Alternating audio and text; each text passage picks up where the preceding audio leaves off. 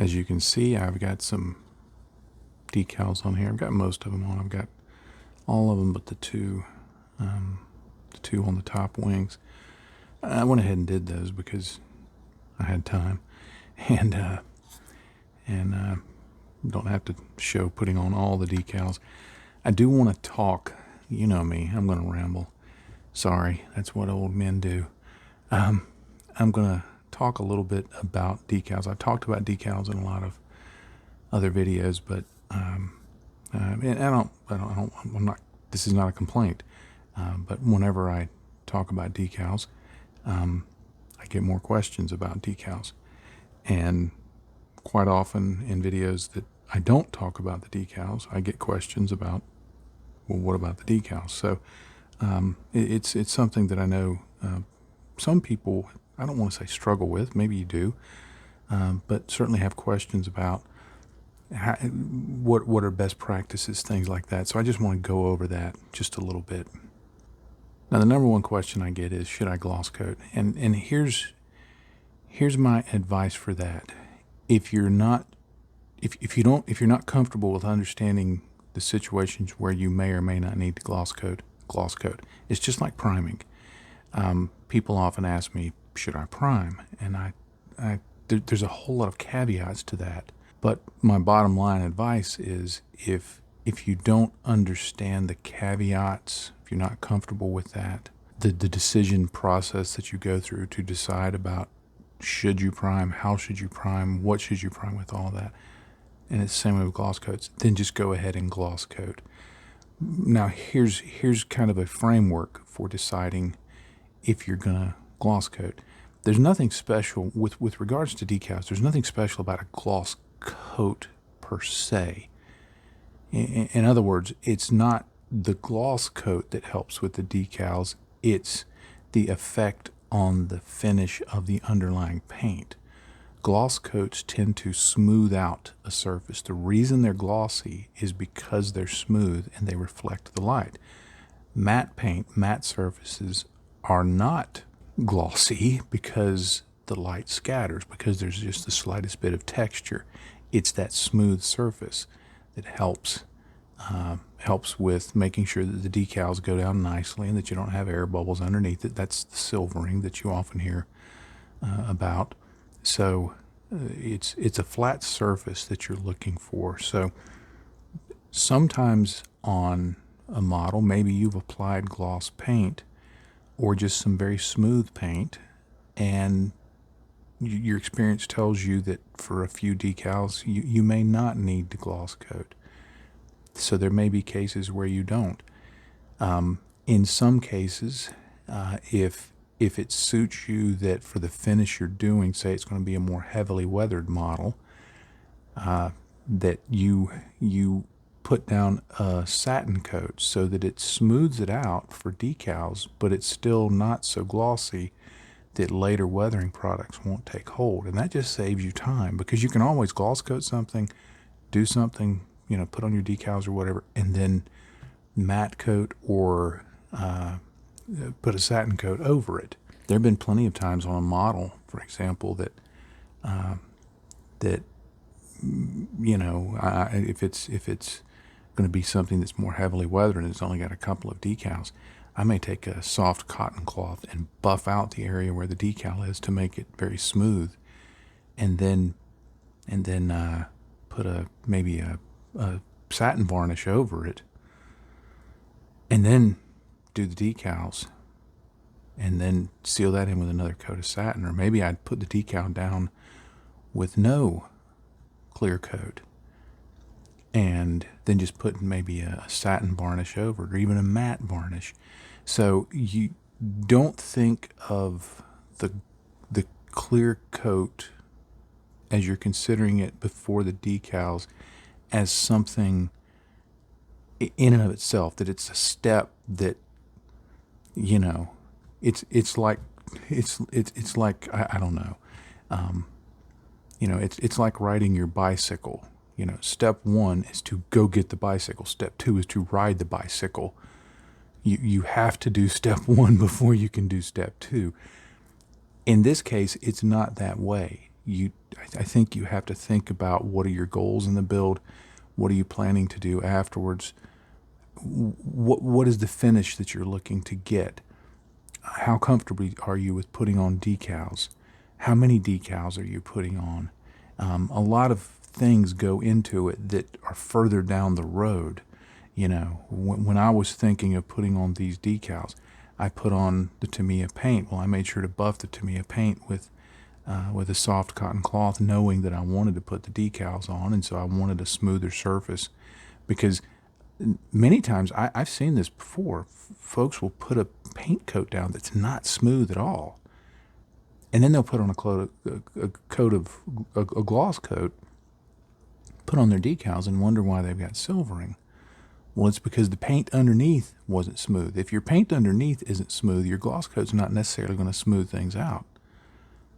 So you don't just think of it as A, then B, then C, but rather think about the spectrum, the continual curve of your build, and where it plays into that. Now, because I wanted this to be a more clean build, I'm not going to do much, if any, weathering on it. Then I went ahead and gloss coated this because I knew, number one, I'd be putting on more decals. Not a lot, but you know, I knew there would be more decals up here, a little busier up here. I knew these decals back here would have a lot of clear area, decal carrier film that I would need to make sure didn't silver. I knew that later washes, the better, the smoother the paint and the better the clear coat, then I can clean those up much neater. If you try to put oil washes, for example, over a matte surface, it's going to bleed out from there. It's going to be very messy. Now, if you're doing a tank or something like that, that may be what you want. But for this, which I want to be a fairly clean aircraft, that's not what I wanted. So I used a gloss coat. So that's some things to think about when preparing to put on decals. Now, the goal in putting on decals, one of them, is of course to avoid silvering.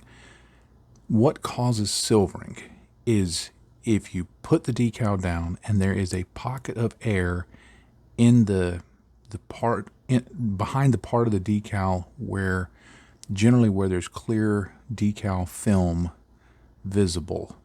For example, on the underside, I'm not worried about silvering. Let me get something to point with. I'm not worried about silvering here in this area where it's black. I'm just not worried about that because if there's a bubble under there, it's just not going to show because this black color will hide it. However, right here where this anchor is, I am concerned about it because in the middle of that anchor is clear decal film, and if there's a bubble under there, even a very small one, when I do the final finish, and I'm probably going to do a satin or matte finish at the very end, if let's say there's a matte finish, then that bubble is going to, when light hits that clear area, that bubble is going to reflect the light. You can kind of see, I've got to slice the decal, and this is something I'll do later. I've got to slice the decal right there along that panel line. You can kind of see some silvering there. Now, when I slice it, and I'm going to talk about that more in a minute, when I slice it and put in some decal setting solution, it'll take care of that. But it's these clear areas that are the concern. So there's several ways of dealing with that. On some decals, you can cut away a lot of the clear area. Like, for example, this here is one decal. So all of that area, let me get my little pointer again, all of this area right here, right there, inside the A, between the V and the A, and all of that, between the numbers, there's decal film. And so you have to be concerned about, did you work out all the bubbles and things like that? So that's where silvering comes in. So that's where accounting for the surface that you're going to put the decal on, and then, you know, the setting solutions you use, the technique you use to put it down, all of that makes a difference. Now, I have in the past, and I've seen people do this, and you can do this if you want. Sometimes I would cut away each letter, each element of the decal separately to minimize the clear film. Now, then, of course, you have to put them on one at a time, and they become a little more flimsy when you cut away all that decal film, and you have to worry about the alignment. Now that I'm a grumpy old man, I don't have the patience for that. So I just put it on as one and said I'll just deal with the silvering. So you're really, when it comes to why would you gloss coat and what would you do, you know, for preparing the surface? All right, fine. You want to lean that way, lean that way. Be stubborn, boy. But it's to deal with that silvering. Now, there's other ways to deal with silvering. Sometimes if I've had some issues with silvering, like, you know, maybe right here, if I have a little spot of silver, you can take a needle and poke a hole in it, or take, you know, your hobby knife and just slice where the hole is and make a gentle slice. Try to do it just in the decal, and then put some decal setting solution. It'll flow underneath, it'll suck it down to the surface, and everything's good. In a few cases, that doesn't always work, and sometimes I'll just go in and very lightly touch it up with paint, and that works too. If it's appropriate on the model you're doing, sometimes where silvering is, you just paint some chipping over that. So there's a lot of ways to deal with the silvering. Now, for setting solutions, do you have to use something to put down before the decal? No, you don't. If you have a very smooth surface and you're going to be putting some water down anyway, that may be enough. This is learned through experience, though. Trust me on this. If you've not done decals, or you don't have a lot of experience with them, or you're uncomfortable with them, I would recommend using some form of setting solution. The one that I recommend most often, so that I can show a bottle, a brand, is Microset. There's others. If you use another one and it works for you, cool. Use it. I'm not saying that this is the best. I'm saying this is what I use. I like it. All it does is wet the surface and help you work out any bubbles and things like that. You can see them better. It helps the decal start adhering to the surface better. Nothing magic about it. It just is a help. So this is what I use. However, what I did do on this, so I could talk about it briefly, is you can also use some gloss varnish. I use just a bit of my Future, and I put in probably maybe 2 or 3 parts Future, 1 drop water. I just thin it down a little with water, and I use that as a setting solution. I did that on these decals here. That will work well also. This is a trick that I use quite often. If I'm putting down some decals and I haven't gloss coated the model, I may just put this on underneath it. And I'll just put a dot and put the decal on top of it. And as I work out the air from underneath it, it will spread out that gloss coat. So you can use, I've used Future. You can use an acrylic gloss coat.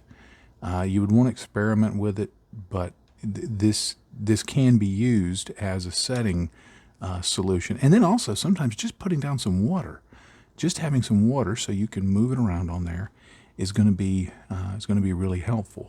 So again, this comes through experience. I've learned what I like about each of these, about using gloss coat or using this or not using anything. Not so much because somebody said it on a video or that I read it in an article or saw it on a forum, but I've done it hundreds of times. And I know what I like in certain situations. So really I can't give you the answer. I can give you some possible solutions to your question. Boy, that sounds real Matrix-like, doesn't it? Here, now have a cookie. But what I'm saying is, you got to do the reps. You got to do the repetitions. You're not going to do this once or twice and have all the answers, because I guarantee you somebody's going to see everything I'm saying with all the caveats, and they're going to do, well, I used this microset and it didn't work. And if I ask them some questions, well, was your paint smooth? No, it felt like the surface of the moon. Well, okay. This is not going to overcome a rough surface. Not in all cases. So there's just some caveats. Experience comes through repetitions. You'll get better at decals the more decals you put on. The way you put on more decals is to build more models. So that's best I can tell you there. Just a quick thought about my setup here on my work area. Over here I have my decals. Off camera to the left, this side over here, I have my water. I keep them completely separate so that I don't drip water as I move things over this way. I don't spill water and get it on the decals. That will ruin your decal set. Keep this elevated, keep your decal sheet out of the way, keep it separate, just trust me. Too many things can happen with spillage and all of that. All right, here's my decal. I've left some extra paper hanging off so that I can clamp onto it like that. Got that in these clamps. I just find that easy to use. I'm going to take this and put it over here. I have a coffee cup full of water. No, it's not distilled water. No, it's not some kind of special water. It's water right out of my tap or on well water. It's just what it is. If you want to use fancy distilled water, one person told me they only use sparkling water. Whatever. Whatever. It's warmed up. It's on a coffee mug warmer. How hot is it? How hot is coffee? That's how hot the water is. That's a subjective thing, but it gives you an idea. Now, I did that in real time so you would know that's how long I held it in the water. You'll see that there's plenty of water on it. I'm just going to set that right here for now. And I'm trusting, based on the experience of already using some of these decals, that it's ready to move. So it can't sit here forever. If you want your decal to sit on this paper towel longer, put some water on the paper towel and it'll keep it moist. Now I'm going to grab my micro set and this cheap synthetic brush here, and I'm going to dip it down in there. And let me check my reference. I was looking at my reference to see where to place the decal. I forgot to check that out. So let me set that over here to the side so I can look at it. When I'm placing the decal, I look at the reference and see where does it show placing it in relation to the panel lines. That's what I was looking at. So let me go back to this. Sorry, I should have already had that prepped. I'm just going to put some down there. Now, you'll notice that this is beading up. That's because it's a glossy surface. I'm not worried about that. I expect that. And you'll put it on, and what you've got to do, if you want to get enough that it will spread out under the decal, you just got to put enough on there to get a little puddle going. You're going to end up with that. That's okay. Then what I'm going to do is take my decal. I'm just going to test it with my thumb, make sure it slides around, and it does. I'm going to put it on here, just like that. I didn't do anything special to work out the bubbles or anything like that. Now here's something that I'm going to say I do not recommend you do, is you align your decal with your hobby knife. I do that because I've done it a billion times, and I'm okay with damaging the decal. I'm not too worried about it.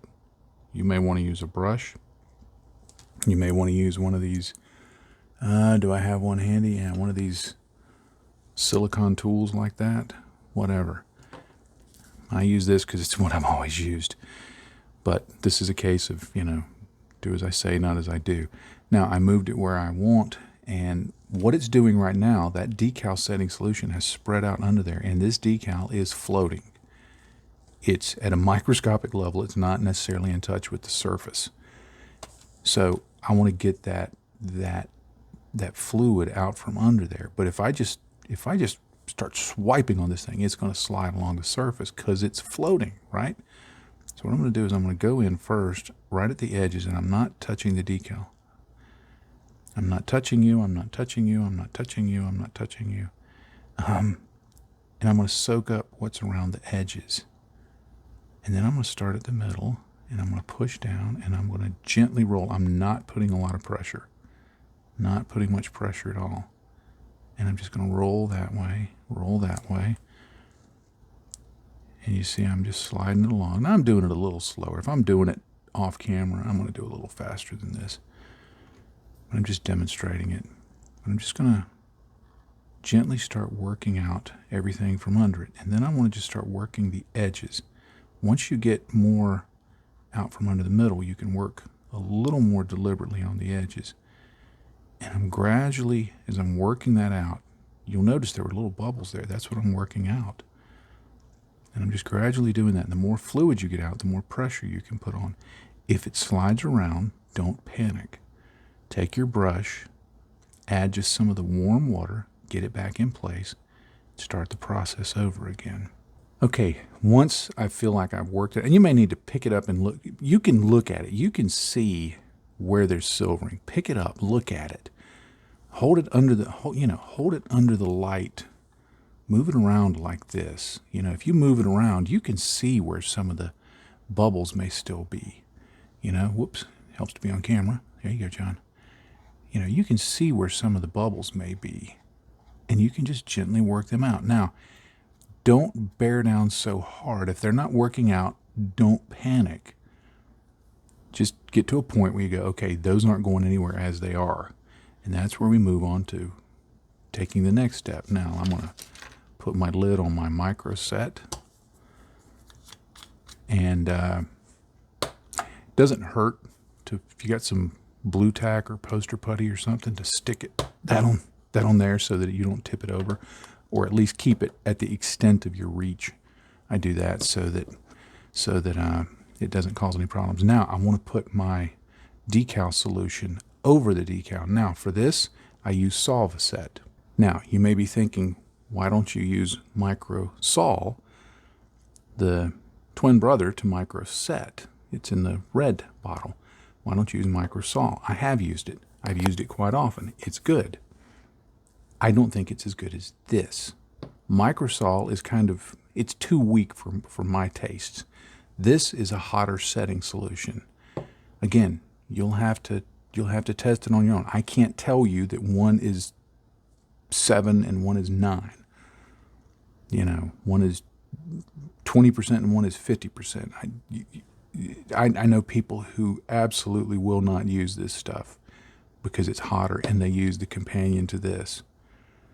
So that's going to be up to you, whichever you choose to use. But I prefer this. So let me turn it so I can see where the level of the fluid is. This is getting low.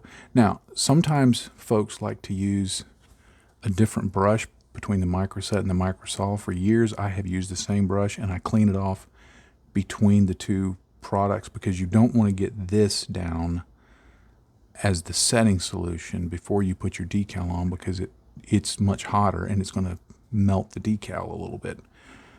But I've gotten so used to, every time I do an application of either one of these, dipping it over in my, most of the time I dip it in my hot water. Every now and then I dip it in my coffee water, but it still works. I'm going to take this, and what I'm going to do, I'm going to get a good amount on the brush. I don't go light with the Solvaset, and now you'll notice I'm putting it on the decal right now. I'm not putting it over the edges, not yet, but I'm just getting it on the decal, and then just stipple it around the edges. The idea being, you don't want to paint this on because it may introduce movement, and at this point, because this stuff starts working fairly fast, if you paint it, if you do this, you may move the decals. So I'm just stippling. Now I'm moving a little faster than you may want to do if you do it, because, well, I'm old and arrogant. But there. Now leave it be. Don't touch it. Depending on the decal, it may wrinkle up, it may get crinkly, it may get ugly. It's designed to do that. It's doing its work. Let it be. Don't touch it. don't know how many other ways to state that. It will soften the decal. It will shrink it down. For the bubbles that are along the edge, it will go underneath and it will pull those things down. So it's going to help the decal set, and you just let it be. Now, sometimes, so that I don't get fingerprints all over it, sometimes I'll put down decals, and like last night, the way I did it is I did this whole left side, got everything in place, and then I put the solva set down when all the decals were on the left side. So you don't have to put it immediately afterwards. You can let it dry a little bit. In fact, sometimes it helps to let a decal dry for a few minutes, maybe 10 minutes, before you put this on. That way it's more solidly in place. The water's had time to dry. The decal's had time to do some adherence to the surface. So I'll leave that be. If it starts wrinkling up, don't try and fix it. Don't try and touch it up with water. Don't touch it. Walk away, make you a bologna sandwich and a cup of coffee. Go watch Scooby-Doo. Let it dry. And then when you come back, it will have smoothed out. If for some reason it hasn't smoothed out in a particular area after drying, say overnight, then if there's a wrinkle or something like that, make a slice in that wrinkle, put some more on there, it will smooth it out. It works, trust me. But you just got to be patient with it, and you got to do the reps to see how this stuff is going to work. Now, after the decals have dried, whether you experience will tell you whether you want to wait 1 hour or overnight or whatever, but certainly overnight should be good enough. If you put decals over any area that has a panel line, you're going to want to carefully slice through that panel line and apply additional decal solution so that it will pull down into those panel lines. I see it all the time. People will build beautiful models, beautiful paint jobs, beautiful weathering, and yet their decals, even when they're weathered, look like they're just sitting on top of the wing, for example, because they didn't slice out the panel lines. So slice the panel lines. Now, it's easy to do. You might be thinking, well, that's easy for you to say. No, this is really easy to do. Take a hobby blade, and I recommend a fresh hobby blade. That's why I have two knives. This is my old knife that I usually keep an old dull blade in.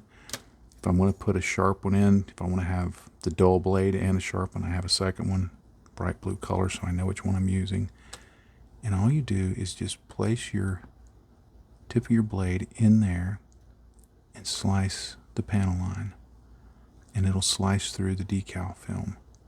Now, why this is important is so that when you put in more decal setting solution, it will go down into that and soak into it and pull the decal into it.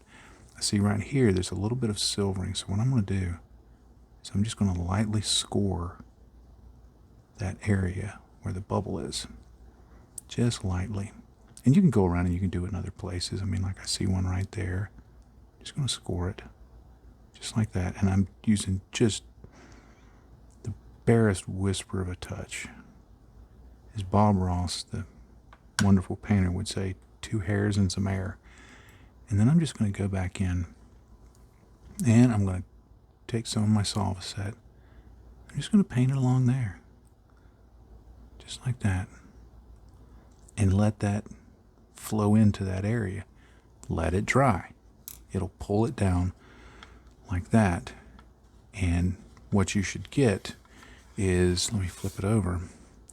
See how the panel lines look right there? See how it goes down into it like that? Now you can go back. Once it's like that, you can go back if you want and make an additional slice like that. And you see this silvering right there? You may not be able to see it, but right there on that edge, there's a little bit of silvering. So all I'm going to do is just make a cut through that and right there.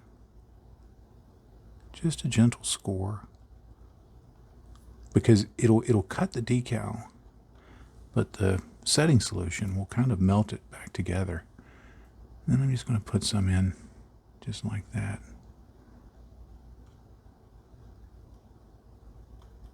You work this as long as it takes till you think it gets like you want. All right, now I'm going to give these decals, I'll probably give them half a day to dry. It's a Saturday as I'm filming this, and this is early in the morning, so I'll go do the chores kind of stuff and eat breakfast eat breakfast, do the chores, eat lunch, take a nap. After my nap time, I'm an old man, I need a nap time. After my nap time, I'm going to put another gloss coat on this. Now, just a few words about that, and I'm going to try to be brief. I always say that, and then I never am. You want to put some kind of clear coat over your decals to seal them. One, to protect them, to make sure that they're set in place and they're not going anywhere. Another reason you want to clear coat over them is to sealing them in will keep any later applications of things from creating problems with the decals. From especially what it does is, let's say you're using an oil wash, and let's say you've got maybe there's an air bubble under one of these back here. Well, if that oil wash hits the edge of the decal, hits that air bubble, it will just flow right under it, and now you've got wash under your decal, and you have to paint over it, you have to slice through it, you have to clean it up. You just don't want to do it. So I put on a clear coat over it. Now, the clear coat you put, again, is going to be based on what it is you want to do after this. Because I want this to be a clean build, I'm going to put a gloss coat on. In fact, I'm not just going to gloss coat over the decals. You can do that. I've done that plenty of times. I'm going to give it another coat of gloss because I want the finish to be a little glossier for the oil application that I'm doing. But you can just spot brush. You can brush over it. Just do it very smoothly. But I'm going to airbrush my gloss coat over it, and I'm using Pledge for this. But you can use whatever you like. But I'm going to gloss coat the whole model. It'll seal those in. But let's say you were not going to be wanting a clean finish, and the best clear coat to put on next would be maybe a satin coat. Then you can put a satin coat over this. Whatever's going to work. But I'm going to let this dry and give it a clear coat, and then talk about the panel line washes. Now, for choosing the color for the panel lining, I'm going to go with a dark gray. I want it to be a clean looking model. I don't want it to be weathered looking. I don't want it to be beat up looking. If you were wanting that, you would want to choose something generally that's more brownish, more dusty, more dirty. It can still be very dark, but you want it leaning into the brown a little bit or something like that. Another reason I chose dark gray is it will work. It will show up on the upper surfaces, but it will also work with the lower surfaces. Yes, it'll be a little more stark, but I'm okay. Sometimes I like the style of more stark panel lining, and so that's what I'm going to do with this model. Now, my choice of colors will be, I want to start with this dark gray from Wilder Oils. They're no longer produced as far as I know, but it's just a dark gray. There's nothing special about it. And then I'm just going to add in a little of this black. Just a very little bit will be needed to darken it down, and it'll be subjective as to how much is right. I'll just put some of the dark gray in a little palette and mix it I'll probably start with just a toothpick load of just a dot on the end of a toothpick of the black, and mix that in. And once I get it to what I think is going to be right, and the way I'm going to determine what's right is just, does it show up on the dark upper surface enough?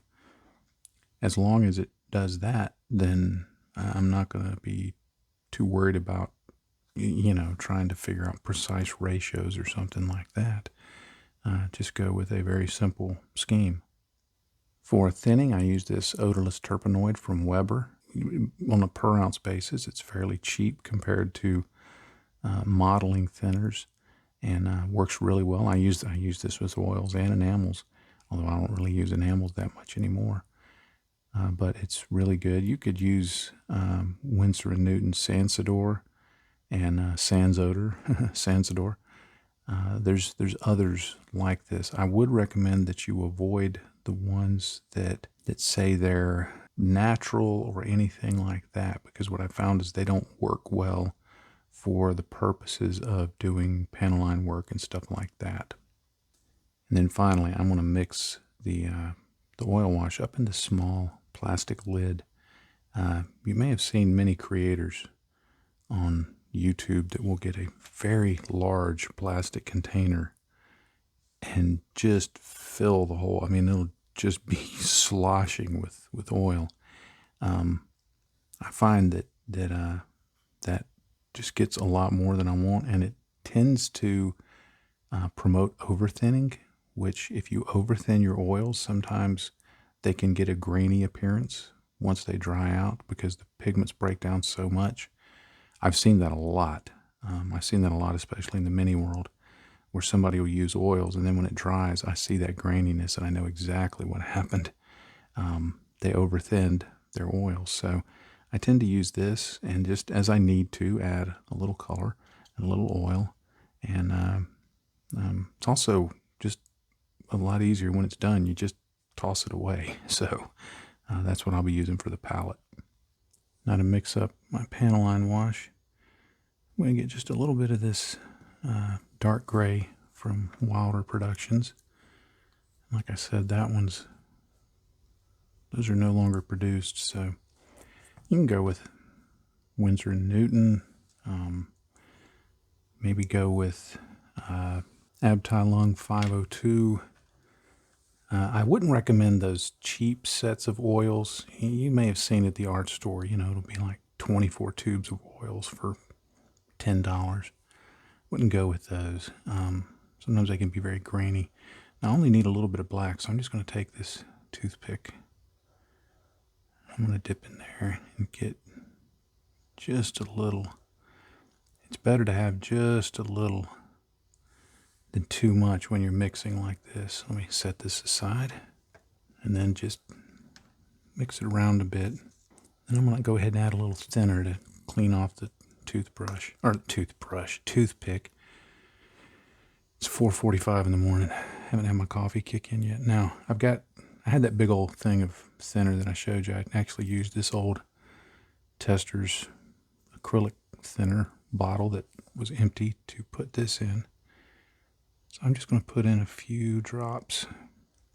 Like I mentioned earlier, you don't want to overthin the oils, or they can start breaking apart and giving a grainy appearance. It's better to add, when you're mixing, it's better to add too little color than too much.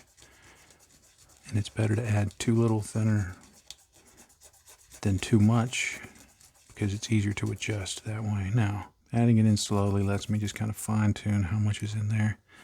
I'm going to go ahead and get my brush, just clean that off like that. Now for applying oils, when I'm using them, I usually use cheap synthetic brushes. I've seen creators that use cheap synthetics like this. I've seen them go all the way up to using high-end natural brushes. Use whatever you want. The oils and the oil paint tends to be more destructive to the bristles, and it can be a little harder to clean this stuff out. I like using synthetic brushes because this is one of those cheap ones. It's like, 15 cents when you buy them in bulk. And I like using it because it's cheap. If it gets gunky, I can throw it away. And when I'm done, I can clean it in automotive lacquer so that it gets completely clean. But you just use whatever brush you want. I do recommend a liner brush. I don't recommend that method of just covering the entire surface in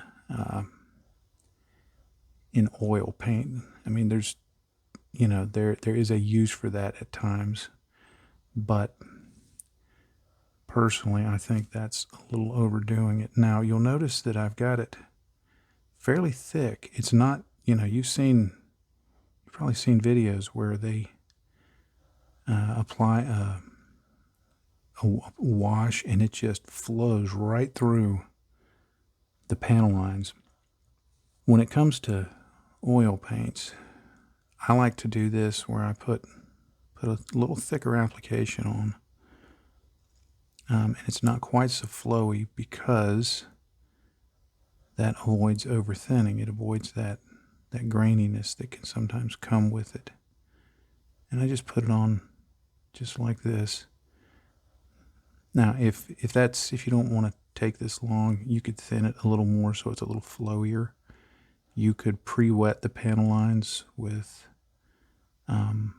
thinner, and by that I mean you take either this brush or another brush and you hit the panel lines with thinner, and then hit them with the oils, and because they're wet, they'll flow through a little better. But just be careful of over thinning. I prefer, like I said, I prefer to avoid the over thinning and just take a little more time to apply. Plus, because I only get to work in short bursts each morning before I have to go to work, I can't do the whole thing anyway. So I just focus on doing one small section at a time.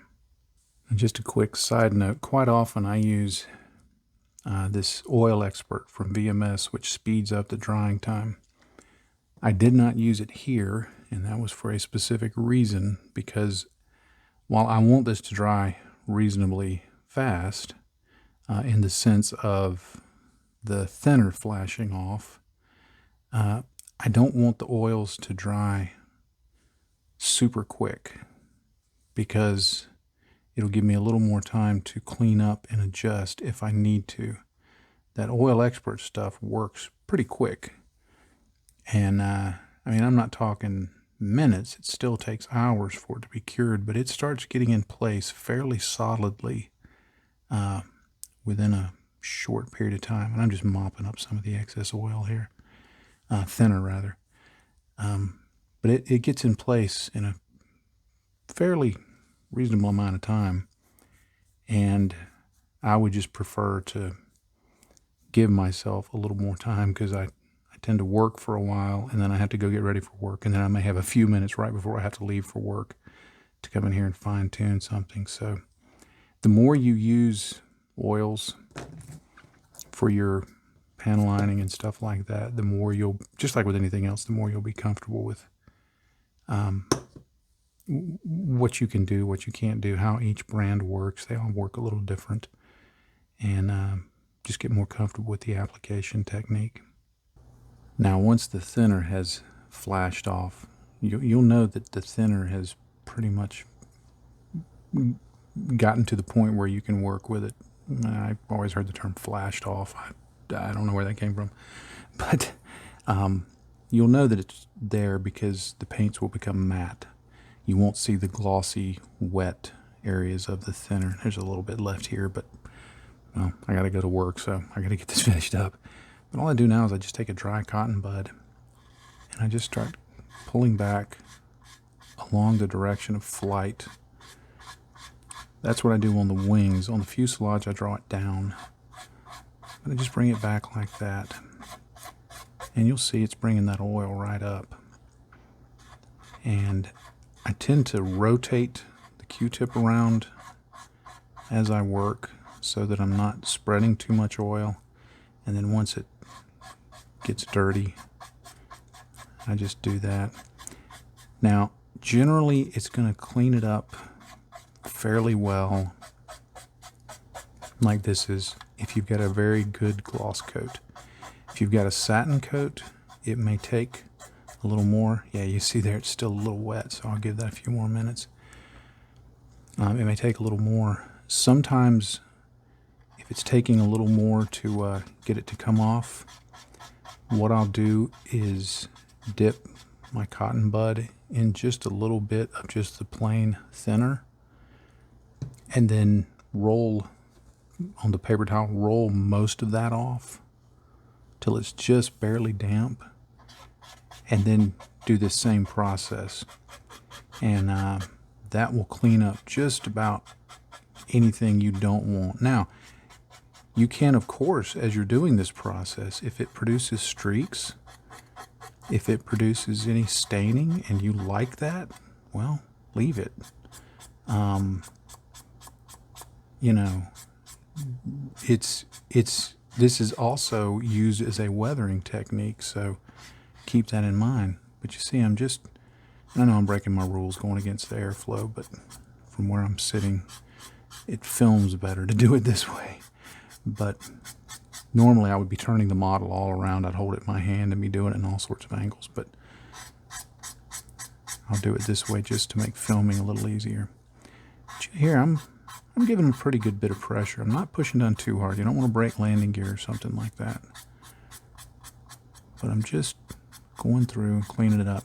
Now, once you get mostly done with it and you give a closer examination, if there's areas that still have some of the oil in it that you don't want, that's when you, again, dip it in the thinner and then just maybe just concentrate, in that area and just clean it up a bit. So it's a very configurable and customizable technique. Now, an alternate method for cleanup, instead of using lots and lots of Q-tips, is to take a piece of paper towel, just fold it up like that, and then you want to support the surface that you're going to be cleaning. In other words, you don't want to just hold the model by the fuselage and push down on the wing, because this wing is glued on right here. There's a chance it may snap off, even if you've glued it on there pretty good. But I just brace it like that. I just take this, I just wipe it back that way. This works pretty well on a smooth surface. And if you want it to have a weathered look, then this is a great way of doing it. You see the streaking, it's leaving. Now, the way you can get rid of the streaking is either keep rubbing at it, or what I like to do is take my paper towel. Like I said, if you don't want that on there, take my paper towel and I get some of my thinner that I should have already had the lid off of. And this is just that same odorless terpenoid that I've been using. Just put some on there pretty good. And then I fold it back over and squeeze it, so that what it does is it lets some come through on this side, but it's not flooded with it. And then you can experiment. You may want to go back to this side or whatever, but you just want it lightly damp. In fact, I'll do that. I'll go back to this side. Normally I put a little more than that, but I didn't this time.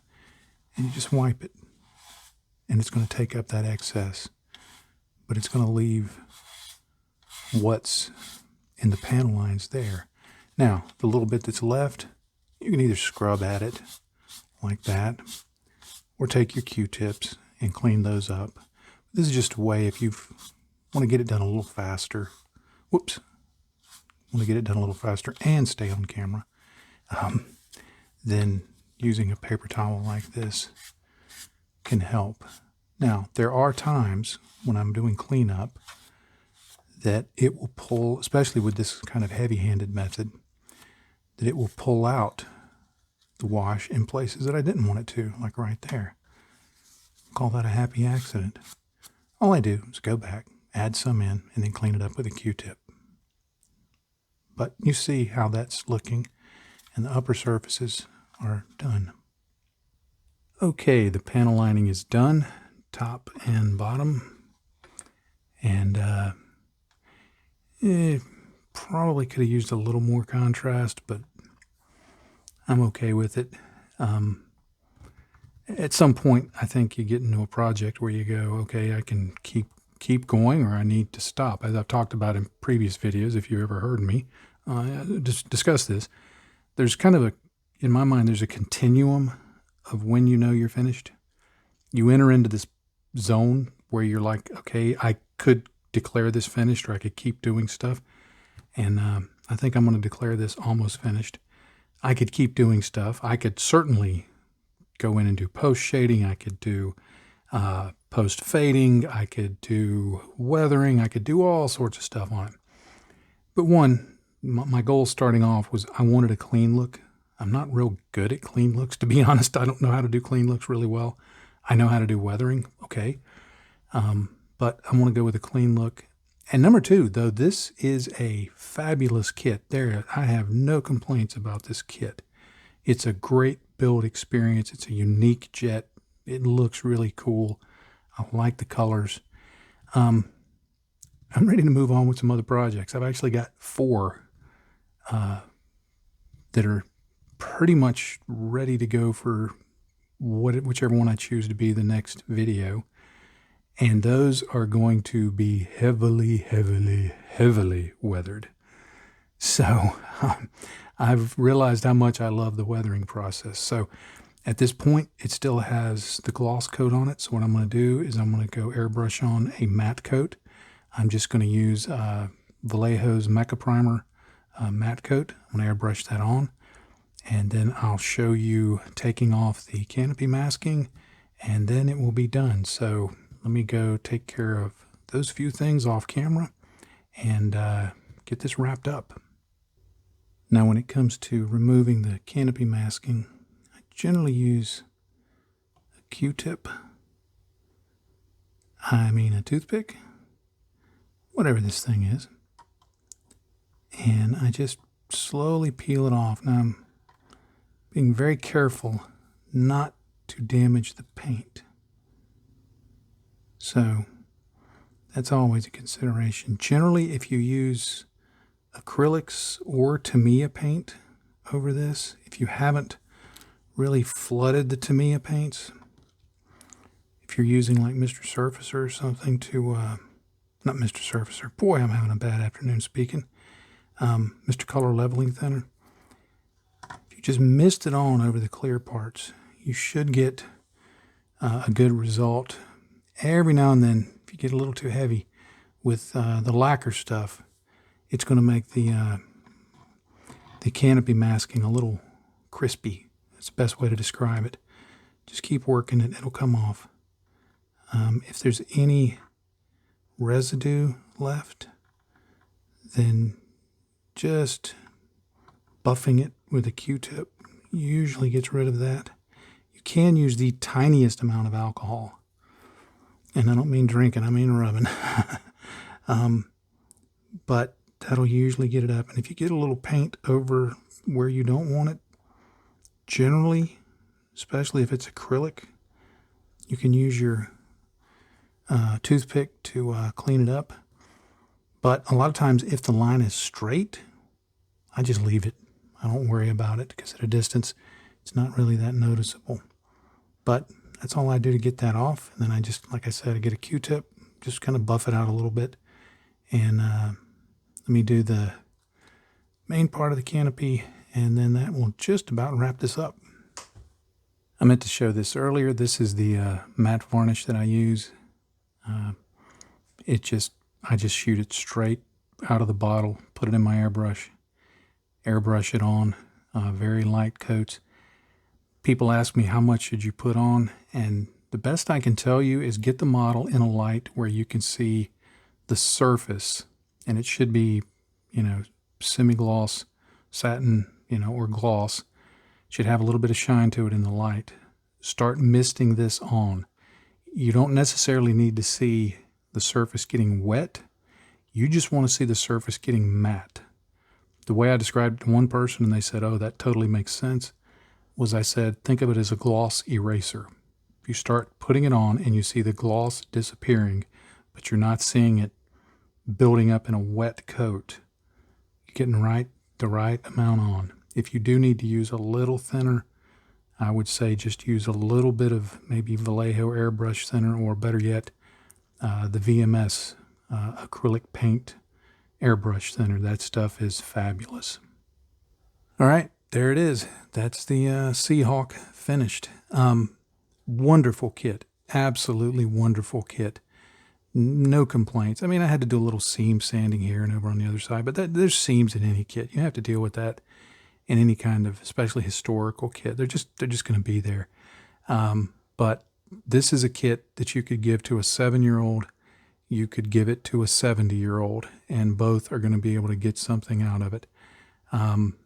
For me, like I think I mentioned earlier, it got just a little boring. I mean, it's because I wanted to build a clean build. I thought, yeah, I want a nice clean build. I got towards the end and I'm like, nice clean build. What was I thinking?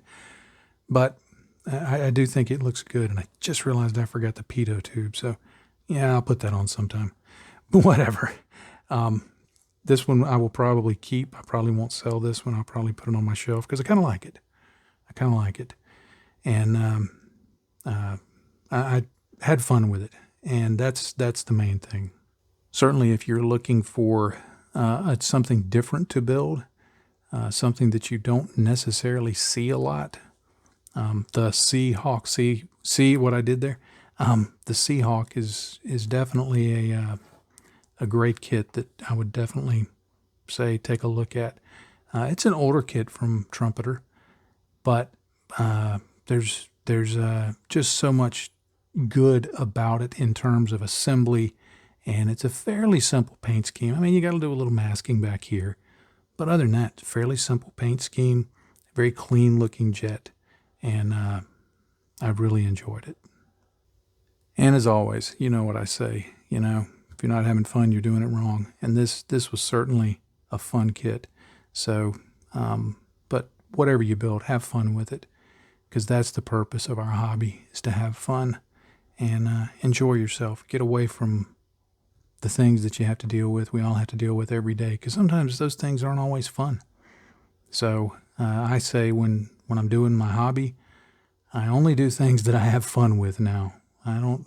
People say, oh, don't you want to be challenged? I'm challenged every day. I'm challenged in my health. I'm challenged in my work. I'm challenged in all of those things. This is nice. I look for stuff now. I don't really want that many challenges in modeling. I did that for many, many years, looked for challenges, built resin kits and short run kits and all these difficult kits with all these multimedia, and I whipped every one of them into shape, and I'm glad I did. I learned a lot from it, but as I'm getting older, let me just keep it simple. Let's all just, like I've talked about, get under the big carport like when I was a kid, and I'd have my friends over and we'd just build models and we'd talk and have fun, and we didn't worry about the rest of it. So, you know the deal. If you're not having fun, you're doing it wrong. So, thanks for staying with me through this journey. Happy day to you, friends. Bye-bye.